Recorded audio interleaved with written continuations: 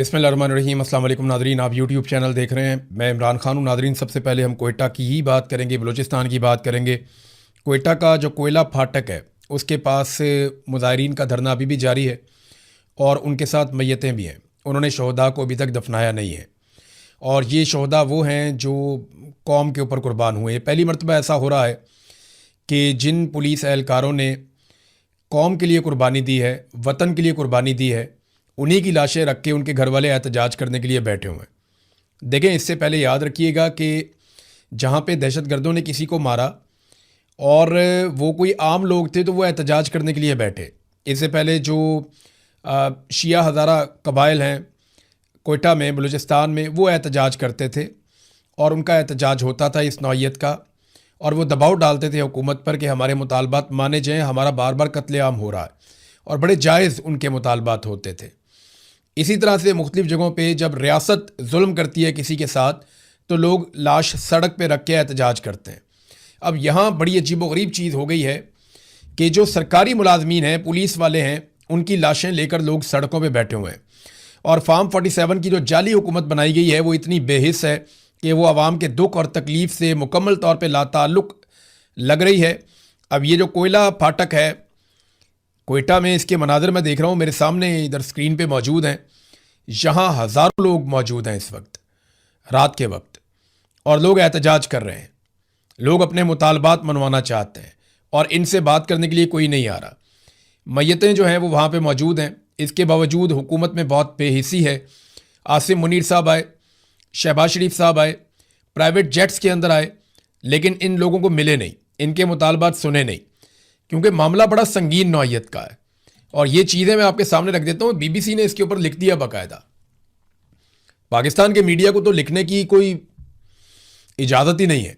ना पाकिस्तान का मीडिया लिख सकता है, ना टीवी चैनल्स के ऊपर बोल सकता है।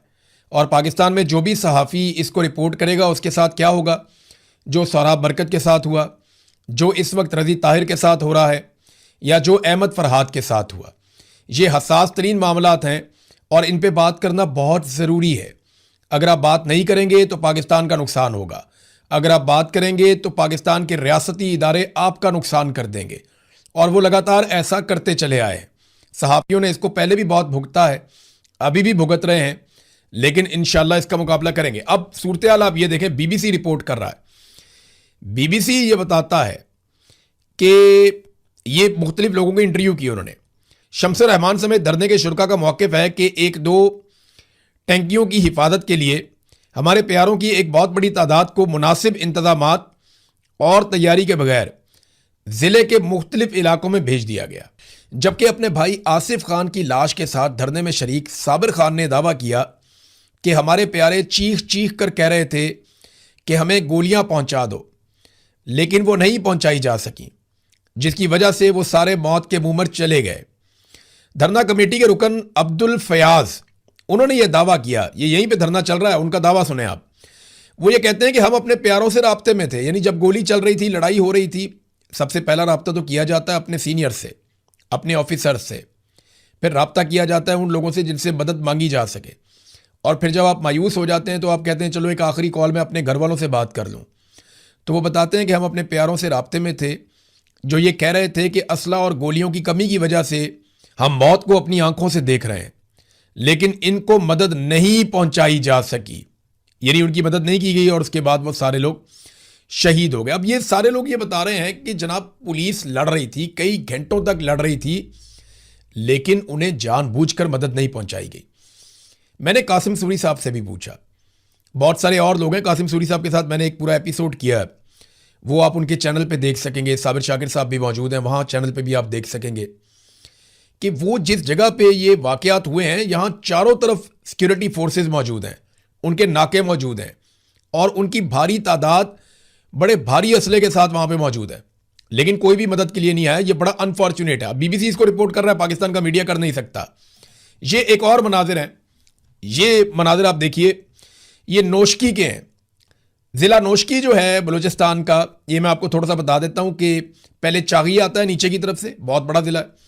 चागी से ऊपर जो है वो नोशकी है, और नोशकी की जो सरहद है वो ना सिर्फ चागी के साथ लगती है बल्कि उसके साथ साथ बहुत सारे और ज़िले हैं, यानी एक तरफ इसको थोड़ा सा एरिया कोयटा का लगता है, मस्तूंग है, कल्लात है, तो ये बीच में एक ज़िला है नोशकी का।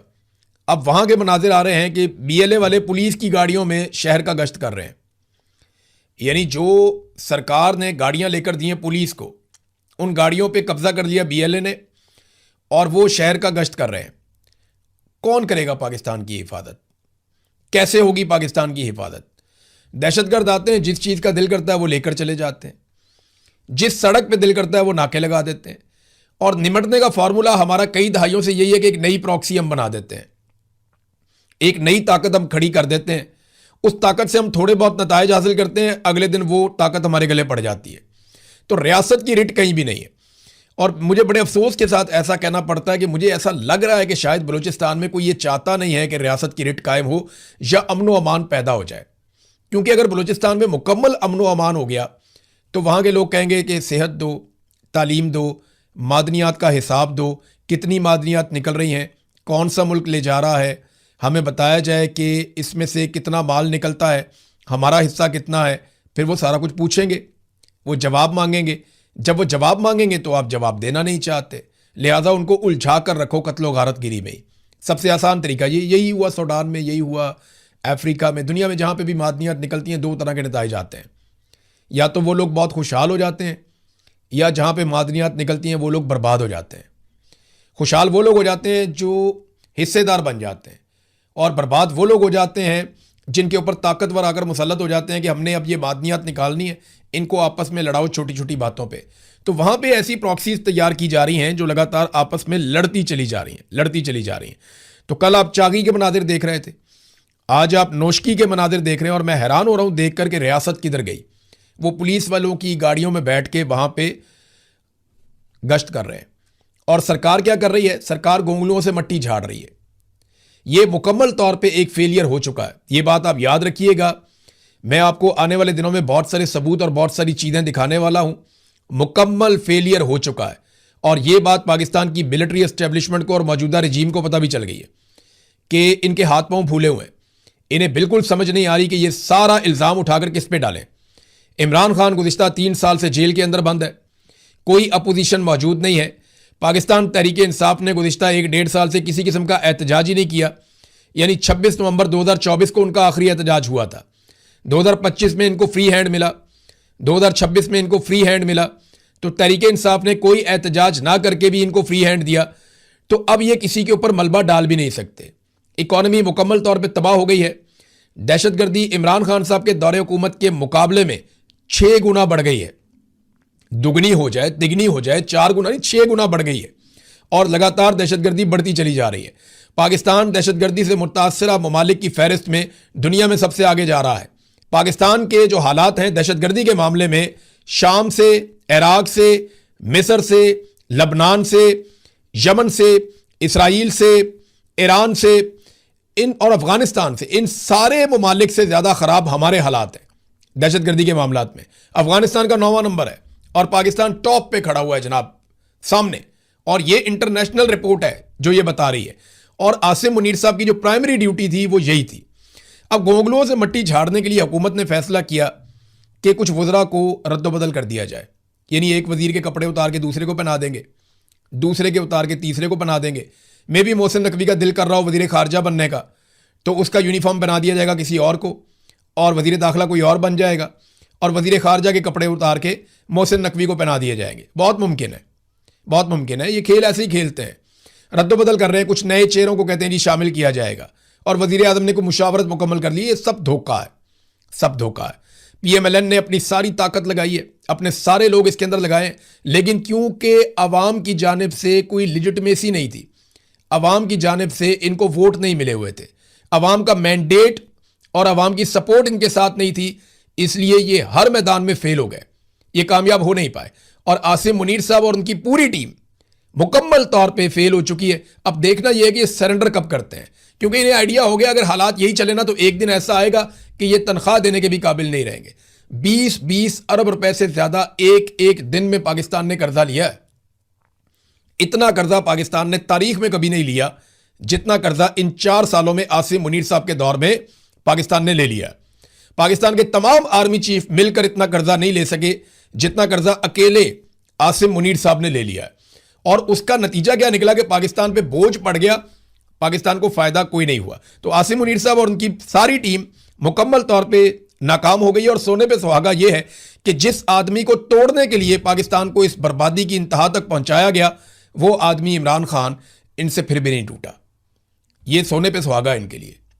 ये इनके लिए जो है वो ज्यादा बड़ी मुसीबत ये है कि इतना सारा कुछ गवा दिया, मुल्क का बेड़ा गर्क कर दिया, इदारे की इज्जत दांव पे लगा दी एक आदमी को तोड़ने के चक्कर में, और वो आदमी इनसे अब तक नहीं टूटा। तो शर्मिंदगी और शिकस्त अपनी जगह पे है, मुल्क की तबाही अलग हो गई है। ये इन्होंने किया पाकिस्तान के साथ। और देखें, असल तब्दीली अगर आपने करनी है ना, तो वो पाकिस्तान की मिलिट्री एस्टेब्लिशमेंट को सोचना पड़ेगा उस तब्दीली के लिए। वो तब्दीली सियासतदानों में करने से कोई फायदा नहीं है। वो तो एक इलेक्शन होगा, सियासतदानों की नई लौट आ जाएगी, अवाम के मैंडेट वाली हुकूमत आ जाएगी, एक इलेक्शन होगा, सारी चीज़ें ठीक हो जाएंगी। लेकिन मिलिट्री एस्टेब्लिशमेंट को ये सोचना है कि क्या इसी गंदे रस्ते पे उन्होंने चलना है, या उन्होंने ऐसे नासूरों से जान छुड़वानी है जो इस गंदे रस्ते के ऊपर लीड कर रहे हैं, पूरे इदारे की बदनामी का बायस बन रहे हैं। अब हामिद खान साहब ने एक स्टेटमेंट दिया, और एक स्टेटमेंट दिया है लतीफ़ खोसा साहब ने। मुझे दोनों का स्टेटमेंट सुन के हैरत हुई है, क्योंकि दोनों ने आसिम मुनीर साहब को बराह रास्त निशाना बनाया। जरा दोनों का स्टेटमेंट आप सुने, पहले हामिद खान साहब का सुने, फिर आप सुने लतीफ़ खोसा साहब का। और इससे मुझे एक तो अंदाजा हो रहा है कि नवश्ता दीवार पे क्या लिखा है वो तो मैं अब पढ़ पा रहा हूं। और ये बड़े समझदार, बड़े घाघ लोग हैं, इनको भी आइडिया हो गया है कि मुकम्मल फेलियर हो चुका है पाकिस्तान की मिलिट्री एस्टेब्लिशमेंट का मौजूदा रजीम के साथ मिलकर। अब इनके पास कोई ऐसा रास्ता नहीं है और कोई ऐसा बहाना भी नहीं है कि ये उठाकर किसी और के ऊपर डाल दें। तो पहले आप ये सुने कि हामिद खान साहब, जो बड़े मोहतात आदमी है, वो क्या कह रहे हैं। इंडिया ने नाजायज़ हमला किया था हमारे मुख्तलिफ शहरों पर और मुख्तलिफ ठिकानों पर, हम उसके खिलाफ है, उसमें PTI का में कोई दो आरा नहीं है। लेकिन ये क्या कर रहे हैं, उसके बाद मौसूफ को फील्ड मार्शल बन गए। फील्ड तुमने क्या किया, काम दिखाया हमारी एयरफोर्स ने, या तो उसके हेड को फील्ड मार्शल बनाते खुद क्यों फील्ड, और फिर उसके बाद उसका फायदा उठा के आईनी तरमीम करके 5 साल के लिए अपने आप को एक नया ऑफिस पर बैठा लिया। तो हम इसलिए कहते हैं कि देखिए, जो भी अगर कोई आर्म फोर्सेस काम करती है, हम सब आर्म फोर्स के साथ हैं। पाकिस्तान की फौज है, पाकिस्तान की एयरफोर्स है, नेवी है, हम सब साथ हैं, लेकिन उसका सियासी फायदा नहीं उठाना चाहिए। आसिम मुनीर साहब ने फौज का और जंग का सियासी फायदा उठाया और अपने आप को फील्ड मार्शल बना लिया। हालांकि इनका उस जंग में कोई किरदार नहीं था, असल में तो एयरफोर्स ने लड़ाई लड़ी थी, लेकिन इन्होंने सियासी फायदा उठाया और आईनी तरमीम के जरिए से अपने आप को ना सिर्फ फील्ड मार्शल बना लिया, बल्कि 5 साल के लिए नौकरी पे अपने आप को दोबारा बिठा लिया। ये हामिद खान साहब हैं।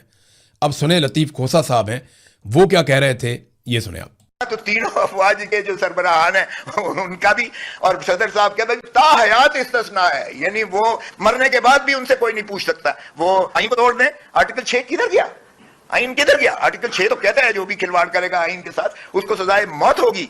सबसे बड़ा है और एक वाहिद जुर्म है जो आईन के अंदर दर्ज है, वो आईन से खिलवाड़ है, इसलिए कि वो पाकिस्तान के 25 करोड़ अवाम की जिंदगियों का अहाता करता है और वो सारे जो है निज़ाम उसके ऊपर चलता है। सो उसको इतना ज्यादा किया गया, लेकिन आइन में ये 27वीं तरमीम करके उसको खत्म कर दिया गया माशाल्लाह। अब सरबराहान जो मर्जी आइन पे के साथ करे तोड़े, ये 28वीं तरमीम में अपने आप को जो है सदर पाकिस्तान बना दे, वर्दी के साथ बैठ जाएं, जो मर्जी करें, इन्होंने उसी तनख्वाह पे काम करना। तो ये देखें बड़ा खौफनाक खेल खेला जा रहा है। ये अभी और भी इन्होंने बातें की हैं, बड़ा खुल के, बड़ा वजाहत के साथ इन्होंने कहा जी कि ये जो इस्तिस्ना लिया गया है, ये इस्तिस्ना आइन के मुताबिक है ही नहीं, क्योंकि ये आइन के आर्टिकल्स की खिलाफ वर्जी है। मैं पहले भी आपको कह चुका हूं कि पाकिस्तान का जो पूरा आइन है वो करारदाद मकासद के ऊपर खड़ा है, और करारदाद मकासद क्या है कि मुल्क के आइन में कोई एक भी ऐसी चीज़ शामिल नहीं की जा सकती जो इस्लामी शरीयत के खिलाफ हो या इस्लामी उसूलों के खिलाफ हो। तो ये तो इस्लाम ही नहीं मानता इस्तिस्ना में। नबी अकरम सल्लल्लाहु अलैहि वसल्लम ने अपनी साहबजादी के लिए बोला, वहाँ भी इस्तिस्ना नहीं था कि अगर मेरी बेटी भी ऐसा करती तो मैं हाथ काट देता। हज़रत उमर फारूक रज़ी अल्लाह तआला अन्हु ने अपने बेटे को सज़ा दी, और सहाबा इकराम ने अपने लिए इस्तिस्ना नहीं लिया, अपनी ज़ात के लिए इस्तिस्ना नहीं लिया। हज़रत उमर फारूक से वहाँ पे पूछा कि भाई ये कुर्ता आपका, ये दूसरी चादर कहाँ से आई, उन्हें जवाब देना पड़ा। लेट हो गए मस्जिद में तो वहां पूछा गया कि भाई हम इंतजार नहीं कर सकते आपका, जवाब देना पड़ा। तो जब खुलफाए राशिदीन जवाब दे थे तो फिर ये कौन लोग हैं?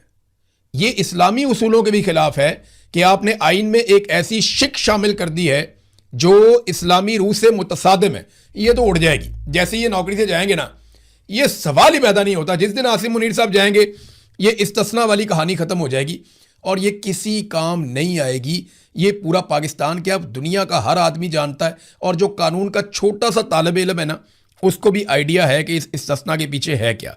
तो हामिद खान साहब ने और लतीफ़ खोसा साहब ने जो बातें की हैं ना, उससे मुझे आइडिया हो गया है कि मिलिट्री एस्टेब्लिशमेंट के हालात इन दोनों ने भी पढ़ लिए हैं और बाकी लोगों ने भी पढ़ लिए हैं। जो कश्मीर में हो रहा है वो एक बहुत बड़ी शर्मिंदगी है। वो कश्मीरी जो हमेशा भारत के खिलाफ एहतजाज करने के लिए निकलते थे, इतनी बड़ी तादाद में कभी वो भारत के खिलाफ एहतजाज करने के लिए नहीं निकले जितनी बड़ी तादाद में वो आसिम मुनीर साहब की पॉलिसियों के खिलाफ निकल आए। पाकिस्तान के सफारत खाने के बाहर, पाकिस्तान हाई कमीशन के बाहर जितनी बड़ी तादाद में वो निकले, वो आसिम मुनीर साहब की पॉलिसीज के खिलाफ निकले। वो नरेंद्र मोदी की पॉलिसी के खिलाफ इतनी बड़ी तादाद में नहीं निकले जितने आसिम मुनीर साहब की पॉलिसी के खिलाफ निकले। ये सारी चीज़ें पाकिस्तान के इदारों को कैलकुलेट करनी पड़ेंगी कि सिर्फ एक आदमी की नौकरी, उसके इस्तिस्ना, उसकी ज़िद के लिए, उसके मफाद के लिए या उसको बचाने के लिए क्या पूरे पाकिस्तान के इदारों की कुर्बानी दी जा सकती है? सवाल है, इसका जवाब अपने गिरबान में देखकर खुद ही पूछ लेना चाहिए, अपने आप से पूछ लेना चाहिए। मुल्क क्यों नहीं चल रहा, इसकी वजूहात भी हैं। देखिए मैं आपको एक खबर बताता हूं, ये सादी सी खबर है लेकिन इसके अंदर बहुत सारी चीज़ों का जवाब है। एफबीआर में अरबों रुपए की टैक्स बेज़ाब्तियां हुई हैं और कम वसूलियां की गई हैं। बाकायदा निशानदेही की गई थी ऑडिट रिपोर्ट के अंदर और उसमें यह कहा गया था कि 223 अरब 34 करोड़ की रिकवरी करनी है, उसकी निशानदेही की गई थी। लेकिन उसमें रिकवरी कितनी हुई? 43 अरब की, यानी 350 अरब से जायद की रिकवरी एफबीआर ने की नहीं। और ये एक कहानी नहीं है, हर जगह पे खाना खराब हो गया है। इन्होंने किया यह है कि अवाम को हर जगह पे कट लगाया, अवाम के ऊपर ज्यादा टैक्सेस लगाए, बिजली के अंदर अवाम को रोल के रख दिया, गैस के अंदर अवाम को रोल के रख दिया और साथ साथ पेट्रोल से इन्होंने अवाम की जेबें काटी। और जो जगह जहां इनका दाव लगा इन्होंने अवाम को लूटा, कभी शुगर माफिया के साथ मिलकर, कभी गंदम माफिया के साथ मिलकर, कभी आटा माफिया के साथ मिलकर, हर माफिया के साथ मिलकर इन्होंने अवाम की जेबें काटी और अपनी जेबें इन्होंने भरी हैं।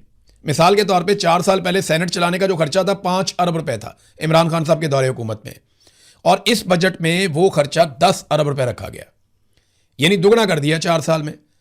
इनको तो चाहिए था कम करते ना। शहबाज शरीफ ने कहा था कि हम खर्चा बचा रहे हैं, हम कफायत शारी की एक मुहिम चला रहे हैं। तो जिस वक्त ये कफायत शारी कर रहे हैं तो इमरान खान साहब के दौर का 5 अरब का खर्चा बढ़ा के 10 अरब कर दिया इन्होंने। कौमी असम्बली का खर्चा 8 अरब रुपए था, अब उसको बढ़ाकर 17 अरब रुपए कर दिया गया। एमएनए की तनख्वाह 1,88,000 रुपए से बढ़ाकर 5,19,000 रुपए कर दी गई है। बाकी सारी तनख्वाहें आपके सामने। पंजाब में इन्होंने कैसे बढ़ाई है? वो सिर्फ एक सूबा है खैबर पख्तूनख्वा, जहां पाकिस्तान तहरीक इंसाफ के वर्कर ने नहीं बढ़ने दी, वरना वो भी तबाही फेर देते। तो इनकी तवज्जो इस तरफ नहीं है। वो तो इमरान खान साहब ने अपने वर्कर को ट्रेंड ही ऐसा किया है कि वो अपनी पार्टी के भी खिलाफ खड़ा हो जाता है। तो तरजीहात जब ये है ना तो तबाही इसी नौयत की आएगी। एक और बड़ी अजीब चीज़ मैं आपको बताता हूँ। समा टीवी है और ये इसके मालिक हैं अलीम खान साहब, आईपीपी वाले, और उनको हुकूमत भी बनाकर दी गई गिलगित बल्तिस्तान में पीपल्स पार्टी के साथ मिलाकर, और बहुत मुमकिन है कि आज़ाद कश्मीर में भी ऐसा ही एक खेल खेला जाए। अब अलीम खान साहब का चैनल जो है ना वो मरियम नवाज की हुकूमत की मंजी ठोक रहा है और वो लिख रहे हैं जनाब के लाहौर में हर तरफ कचरे के ढेर हैं, सीवरेज तबाह हो गई है, पंजाब हुकूमत कुछ हमारा सोच ले, अवाम फरियाद कर रही है, बेड़ा गर्क करके रख दिया। तो ये समा टीवी चला रहा है। क्यों चला रहा है?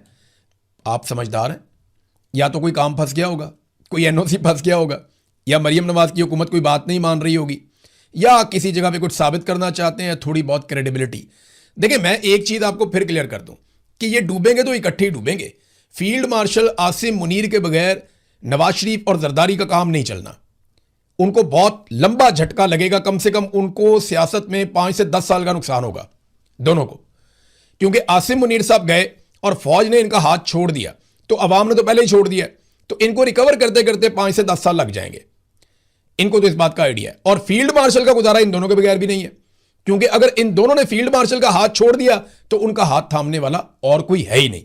तो ये एक दूसरे की इंश्योरेंस पॉलिसी है। फिलहाल ये एक दूसरे से दूर नहीं जाएंगे, जब ये डूबेंगे तो इकट्ठे ही डूबेंगे। और अब हालात वहां तक पहुंच गए हैं कि पाकिस्तान की हर चीज को इन्होंने वहां पहुंचा दिया कि किसी भी जगह पे वापसी का इनके पास कोई इम्कान नहीं है, सिवाय एक चीज के कि डोनाल्ड ट्रंप के जूते की छतरी अभी भी इनके ऊपर है और ये उसके साथ लटक के फिलहाल गुजारा कर रहे हैं। आखिर में नाजरीन, क्योंकि मैंने ये जिम्मेदारी ली हुई है, मैं आपको बताता रहता हूं, मेरे बहुत सारे पुलिस वाले दोस्त भी हैं, तो रज़ा डार को किसी किस्म का कोई प्रॉब्लम नहीं है। अगर मेरा कोई दोस्त परेशान है उसकी वजह से और उसे ऐसा लगता है कि रज़ा डार पे कोई सख्ती हो रही है, कोई डंडा शंडा मारा गया या किसी जगह पे सोने नहीं दिया गया या कोई सख्ती से इंक्वायरी की गई, तो बिल्कुल नहीं। वो बहुत मौज में है, बड़े मज़े में है, बहुत इंजॉय कर रहा है, बल्कि उसको यकीन दिलाया गया है कि बेफिक्र रहें, हम केस को इस तरीके से हैंडल कर रहे हैं कि जल्दी ही आप पहुंच जाएंगे, आप वापस पहुंच जाएंगे अपने घर, बस मामला थोड़ा ठंडा होने दें। एक दो बड़ी खबरें आएंगी और उन बड़ी खबरों के बीच में रज़ा डार की ज़मानत हो जाएगी। ये बात आप अभी लिख कर रख लें और ये आने वाले दिनों में किया जाएगा और इसके लिए तैयारी भी कर ली गई है। बाकायदा पुलिस वाले खुद इरिटेट होते हैं, कहते हैं यार हमें लगता है हमने अपना दामाद पकड़ लिया है। मैंने कहा क्या मतलब? कहते हैं सर हमें लगता है हमने अपना दामाद पकड़ लिया है। जिस तरह का प्रोटोकॉल इस बंदे का है या जितना ख्याल हम इसका रख रहे हैं, इतना तो घर आए हुए दामाद का ख्याल नहीं रखा जाता। बहरहाल डार का नवासा पकड़ा है, प्रोटोकॉल तो पुलिस को देना पड़ेगा। अब तक के लिए इतनी, अपना ख्याल रखिएगा, अपने इस चैनल का भी। अल्लाह हाफ़िज़।